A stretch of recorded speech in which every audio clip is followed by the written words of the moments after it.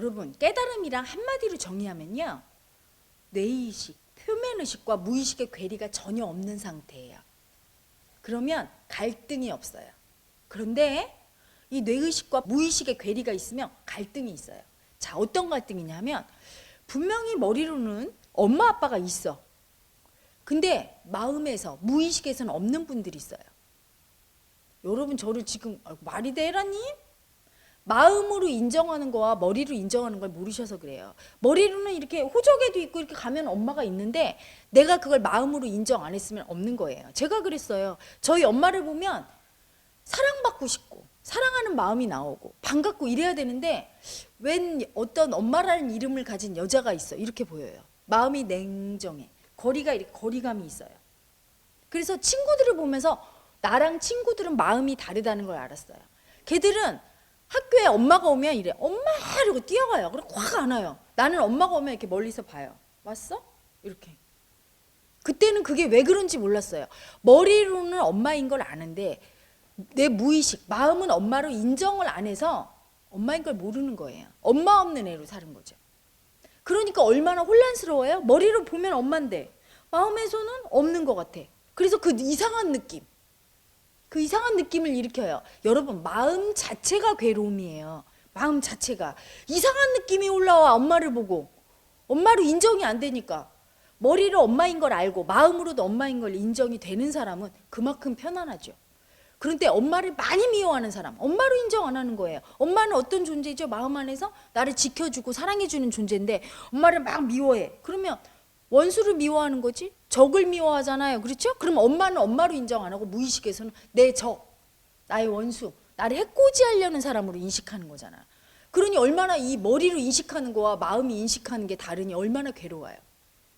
그래서 그 갈등이 괴로움을 유발합니다. 그 갈등이 클수록, 그 괴리가 클수록 엄청 괴로워요. 그래서 테라티비에서 하는 역할이 뭐냐면 무의식으로 들어가서 무의식에서 어떻게 느끼고 있는지 당연히 믿고 있죠. 나는 우리 엄마를 엄마로 알고 있어. 이렇게 믿고 있는 수많은 에고들에게 당신은 엄마를 엄마로 인정 안 하고 있어. 마음으로 하고 무의식에서 알려주면 그 순간 무의식은요. 신기한 게 뭐냐면 그렇구나 이러고 마음으로 딱 알아차리면서 인정하는 순간 사라지면서 그 괴리가 줄어들어요. 한 번에 없어질 수도 있고 이게 너무 괴리가 큰 경우는 이렇게 좁혀지면서 이게 줄어들죠. 이러면서 괴로움이 덜하죠. 여러분 그런 마음 느끼죠? 살면서 이런 마음 느낀 적 없어요? 공허한 마음. 이게 텅 빈 것 같아. 내 주위에 아무도 없고 나 혼자 있는 것 같아.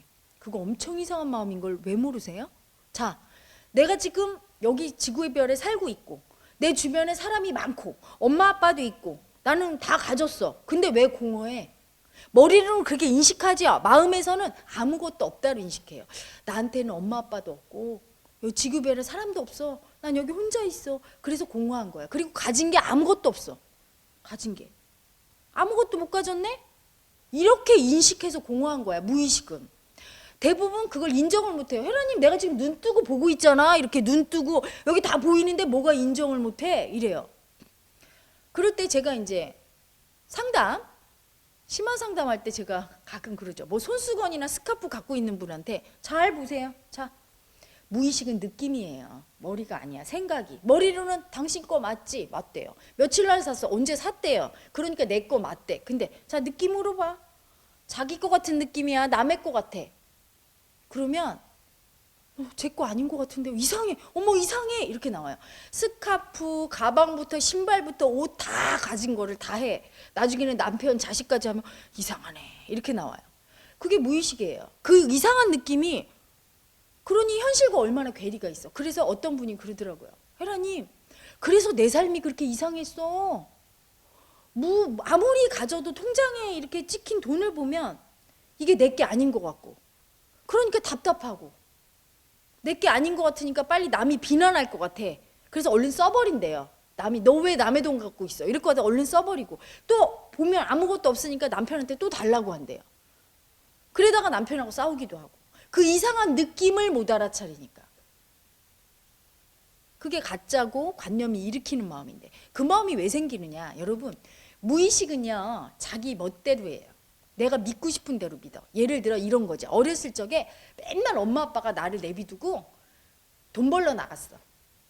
그러면 이 아이는요, 나한테는 아무도 없네, 이런 마음을 일으켜요. 이 마음이 누적이 되는 거지. 또한 엄마한테 버림받아. 이해를 못 받아. 엄마한테. 얘 공부해. 엄마 나 좀 놀고 싶어. 안 돼. 이렇게 이해를 계속 못 받을 때마다 나는 아무도 없어, 이 마음이 생기죠. 그리고 정말 아무것도 없다고 느껴요. 그리고 무의식은 이 현실에 보이는 거와 독자적으로 존재하는 의식이에요. 내가 그렇다고 믿는 대로 그 마음을, 느낌을 일으키지 보이는 게 그 느낌이 아니에요. 내가 생각한 대로. 예를 들어 내가 남의 집에서 일하면서 돈 가진 거 아무것도 없어도 무의식에선 이런 분이 있어요. 나는 엄청 부자고 나는 지금 왕이야, 이런 분이 있어요. 자기가 믿고 싶은 대로 믿는다니까. 현실과 상상이 구분이 안 가고 자기 멋대로 할 수 있어. 그래서 이걸 잘 쓰면 이 무의식을 통해서 엄청 성공하기도 하지만 현실과 상관없이 믿을 수 있으니까 많은 분들이, 성공한 분도 이 무의식을 이용한 거예요. 그래서 왜 예전에 그 석탄 부자가 된 그분 항상 상상했대요. 그분의 성공담을 보면 책에 나와 있어요. 눈 감고 상상했는데 기차에 석탄이 가득 실려서 막 이렇게 가면서 막 회사가 부흥하는, 무의식에 그 상상이 딱 들어가면, 무의식은 이게 옳다 그르다 판단하지 않아요. 그냥 무조건 실현시키는 성질이 있어요. 이게 여유주거든. 그냥 알라딘의 램프 같아요. 그렇게 좋게 상상해서 일으키면 얼마나 좋아. 근데 대부분 99% 에고들은 어떤 상상을 해요? 나는 아무것도 가진 게 없고, 나는 이렇게 슬프고 버림받고 내가 하는 일이 다 안 되고, 날마다 반복해서 그 마음을 새겨 넣죠. 그래서 우리 현실이 이렇게 각박해진 거야. 본인의 우주를 그렇게 망가뜨려요. 있는 그대로 보지 못하게 만들죠, 그 괴리가. 무의식에 내 마음대로 할 수 있고 어떤 것도 자유롭게 상상할 수 있고 옳다 그르다도 없고 나쁘다 좋다도 없어요. 그냥 내가 생각하는 대로.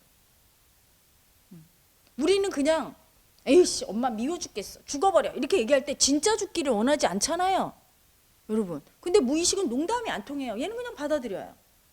그래서 여러분 부부싸움 할 때마다 정말 죽이고 싶어 이렇게 미움을 일으킬 때 우리는 그냥 진짜 마음이 아니잖아요. 그냥 하는 생각이지만 무의식은 그 엄청난 살기가 그냥 다 저장돼 버리는 거죠.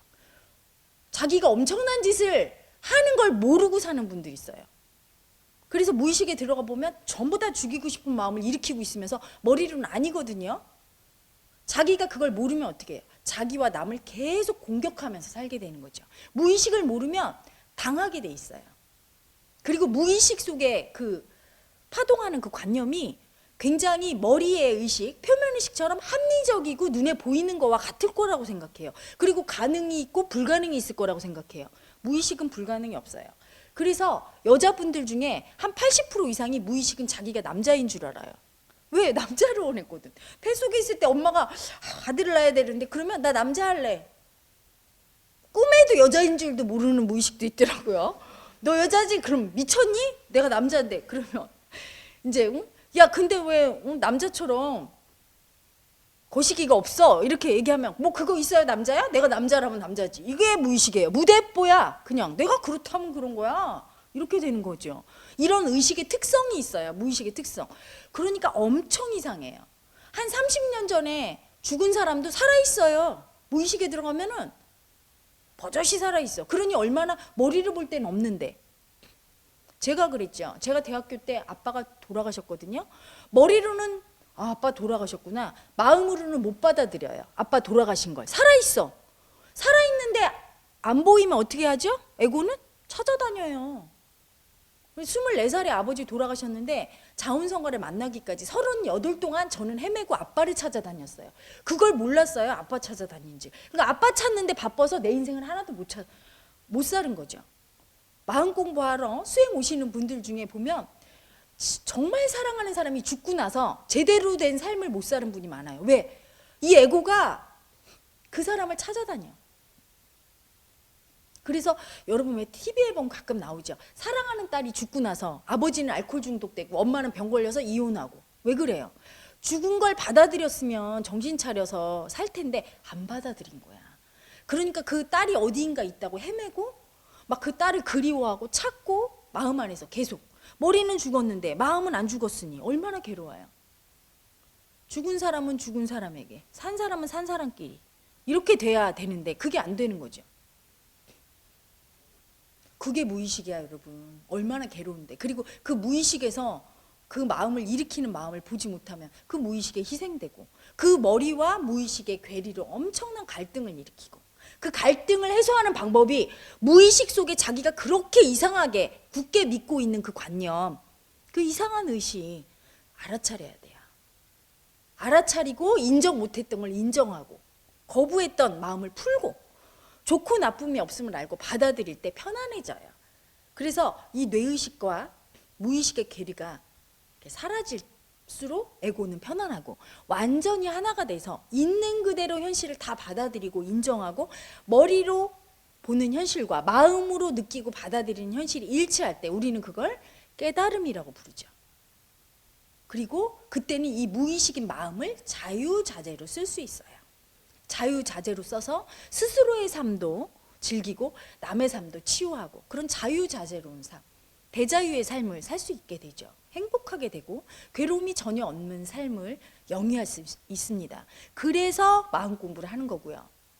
마음 공부의 주요 핵심은 무의식의 정화예요. 어떤 분이 저에게 질문했어요. 소통과 공감을 하네. 헤라님, 오직 무의식의 정화만이 깨달음으로 가는 길입니까? 다른 길은 없어요?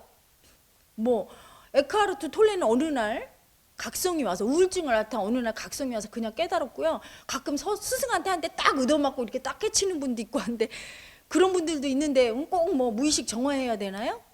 그분들은 무의식이라는 이름을 붙여서 그 무의식을 몰랐을 뿐이에요. 그 이름을 붙일 수 없었을 뿐이에요. 불가에서 말하는 의정의단이나 원죄의식, 기독교에서 얘기하는 원죄의식이나 신이라고 불리는 어떤 그런 영험한 체험을 하는 그런 모든 의식들을 그 무의식이거든요. 사실은 그게 무의식의 작용이에요. 환상을 보고 환청이 들리고 의심이 올라오고 괴롭기도 하고, 이렇게 우리가 머리로 설명되지 않는 그런 의식들이 전부 무의식인데, 그걸 과학적으로 정리해 놓고, 그리고 정확하게 그 무의식이 왜 생겼고 어떻게 하면 무의식이 정화가 돼서 뇌의식과 괴리가 좁혀지는지를 이제까지 밝히지 못했단 말이죠. 그리고 그게 직접적으로 깨달음하고 관계가 있는지도 사실은 잘 몰랐던 거예요. 현대 그 정신 분석학에서 무의식을 얘기한 프로이드나 칼융조차도.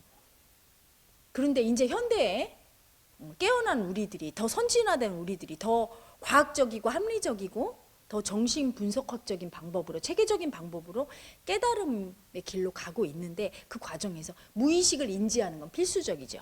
누구나 머리가 있고 고등교육을 배운 사람 또는 배우지 않았어도 현대에서 무의식을 모르는 사람은 없고, 그거에 대한 설명과 이해를 기반으로 해서 들어가다 보면 누구나 무의식을 정화할 수 있어요. 100%. 그리고 거기에는 어떤 일정한 룰이 있습니다. 메커니즘이 있죠. 무의식이 생기게 된 자기 삶의 그 모든 정보가 담겨 있어요. 한 사람이 인생을 경험 정보를 쭉 들으면 이 사람의 무의식이 어떻게 형성돼 있고 지금 뭐가 있는지가 다 밝혀지게 되잖아요. 여러분 자원생활 스윙을 통해서 스스로의 무의식도 해부하고 남의 무의식을 들으면 대충 알잖아요. 이 사람의 무의식은 어떻게 지금 규정하고 있고, 자기 자신을, 나를 어떤 존재라고 규정하고 있으며 나는 앞으로 어떻게 살 거라고 예언하고 있잖아요. 이미 무의식이 그대로 살게 되어 있고, 무의식에 의한 삶의 창조가 날마다 일어나고 있죠. 여러분, 그래서 이 무의식을 아는 게 그렇게 중요해요. 무의식을 알면 여러분의 삶이 보이고 여러분의 삶을 주체적인 입장에서 창조할 수 있게 되고, 그 삶에 휘둘리는 게 아니라 내가 내 삶을 관조하게 되고 통찰할 수 있는 힘이 생기고, 뇌의식과 무의식의 괴리가 없어짐에 따라 정서가 안정돼서 두 발을 땅에 딱 디디고 살 수가 있는 거예요. 정서가 안정돼 있지 않고, 즉 뇌의식과 무의식의 괴리가 너무 큰 사람은 정서가 안정돼 있지 않아서 삶이 불안정해요. 안정돼 있지 않죠. 행복할 수가 없고 항상 오르락 내리락 파동하죠. 괴로움에 시달려요. 하지만 그 괴리가 줄어들에 따라 점점 안정되고 여러분의 삶이 불안정에서 안정으로, 행복으로 점점 가게 되고, 그거에 따라서 깨달음으로도 한 발자국씩 더 다가가게 될 거예요. 여러분, 본인의 무의식을 아는 일이 너무 중요합니다. 지금 무언가 현실에서 괴로우시다고요. 내 무의식에서 못 알아차린 관념 하나가, 의식의 그림자 하나가 여러분을 괴롭히고 있음을 아셔야 돼요. 여러분, 화요일 날 9시부터 11시까지 헤라TV 합니다. 거기에서 무의식, 여러분의 에고의 무의식 해부, 본격 해부를 해드리니 궁금하시고 자기의 무의식에 대해서 알고 싶으신 분은 화요일 날 밤 9시에 헤라TV에서 만나길 바랍니다.